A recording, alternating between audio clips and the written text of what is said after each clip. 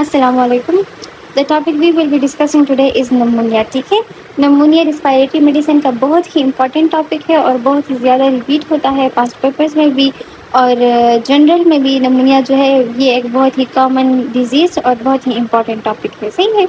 अच्छा, definition wise हम किस तरह कहेंगे? नमोनिया जो है वो है एक एक्यूट रिस्पायरेटरी इलनेस. ठीक है, एक्यूट मतलब कि इसकी हिस्ट्री जो है 3-4 डेज और ज़्यादा से ज़्यादा 1 वीक की होगी. सही है, 1 वीक से ज़्यादा अगर या फिर 8-9-10 डेज से ज़्यादा अगर हिस्ट्री हो जाए तो फिर उसे हम नमोनिया नहीं कह सकते. सही है, वो फिर कोई और रिस्पायरेटरी डिफेक्ट होगा. तो एक्यूट रिस्पायरेटरी इलनेस है. ठीक है, इन्फेक्शियस डिजीज़ है. नमोनिया में इन्फेक्शन होता है. ठीक है, इन्फेक्शन में क्या होता है कि इन्फेक्शन में पस की डेवलपमेंट हो जाती है या फ्लू की डेवलपमेंट हो जाती है लंग्स में.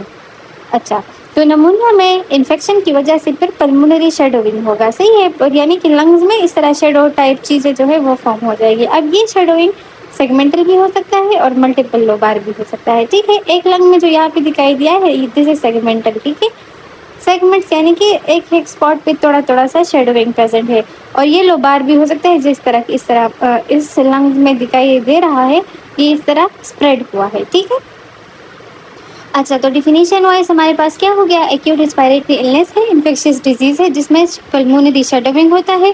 ये वो या सेगमेंटल हो सकता है और या लोबार हो सकता है. ठीक है, अब हम क्लासिफिकेशन की तरफ आते हैं. क्लासिफिकेशन वाइज जो है नमोनिया के बहुत सारे टाइप्स है. ठीक है, बहुत सारे क्लासेस है, लेकिन जो मेजर क्लास है वो है कम्युनिटी एक्वायर्ड. ठीक है, कम्युनिटी एक्वायर्ड नमोनिया. कम्युनिटी में किसी चीज़ की वजह से अगर फैल जाए तो वो कम्युनिटी एक्वायर्ड नमोनिया.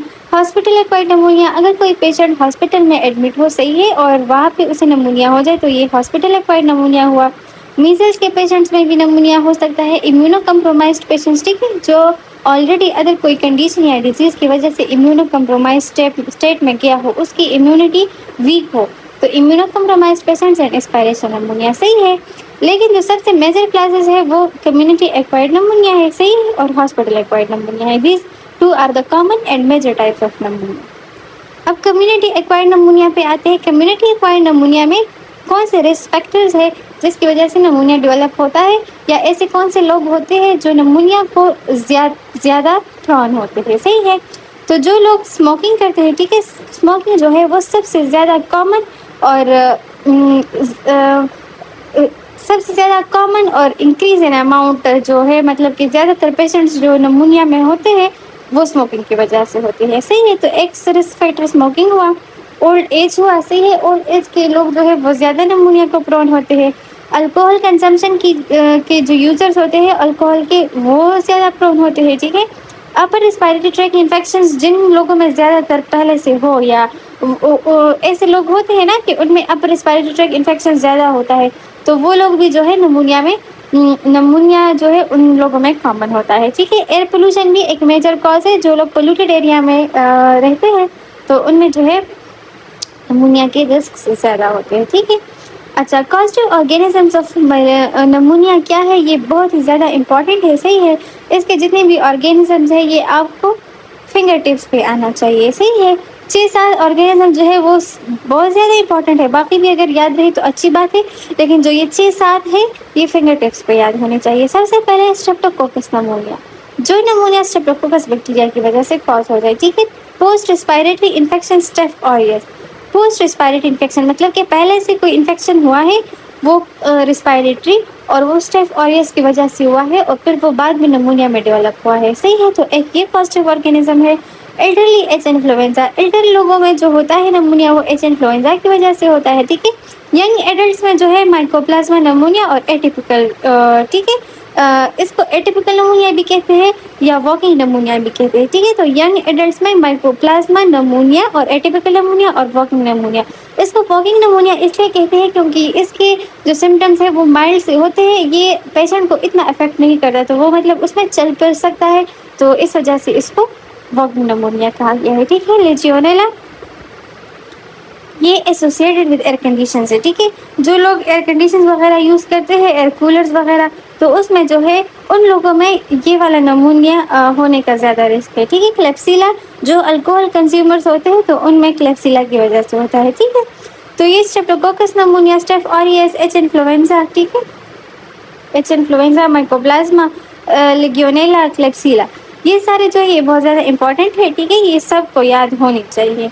इसके अलावा भी जो ऑर्गेनिजम्स है जो नमूनिया काज करते हैं वो न्यूमोसिस्टिक है, ठीक है, इम्यूनो कम्प्रोमाइज स्पीशीज में हिस्टोप्लाज्मा है, ठीक है, ब्लड ड्रॉप्स, बर्ड से जो ड्रॉप्स होते हैं तो उसकी वजह से जो नमूनिया कॉज होता है हिस्टोप्लाज्मा है, ठीक है।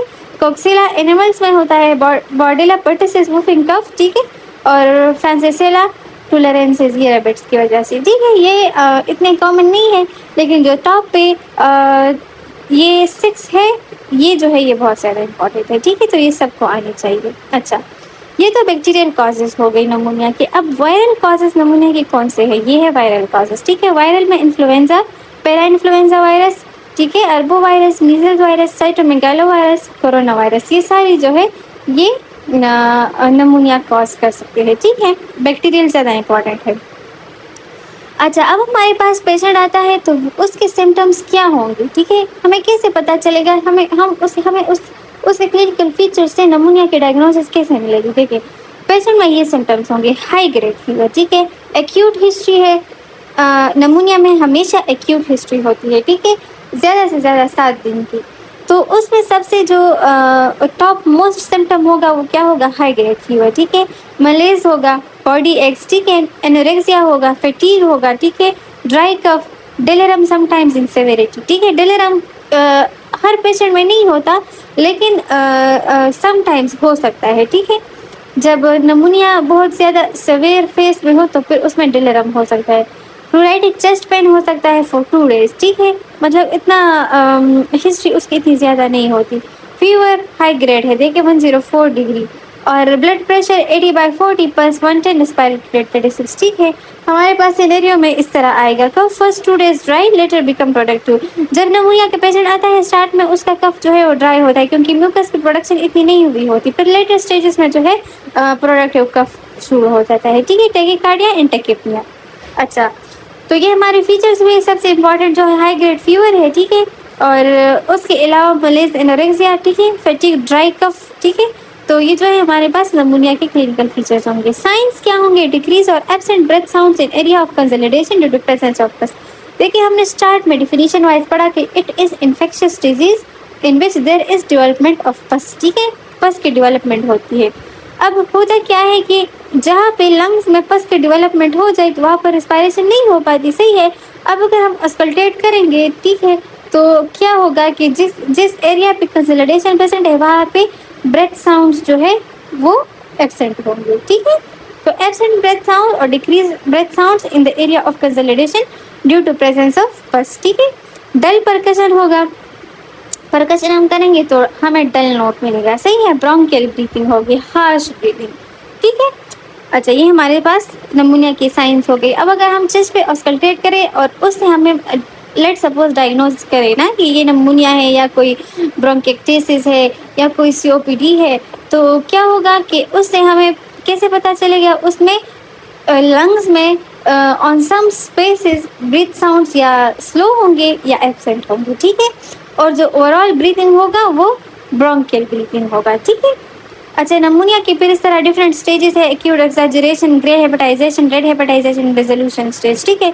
इसमें ये सारे स्टेजेस से जो है लंग्स के जो सेल्स होते हैं या जो लंग्स होता है वो स्टेजेस से गुजरता है, ठीक है। अच्छा, नमूनिया की केस को डायग्नोस तो हमने कर लिया, ठीक है, साइंस हमने देखी, क्लिनिकल फीचर्स हमने देखे, हमारे पास डायग्नोसिस मिल गई, इन्वेस्टिगेशन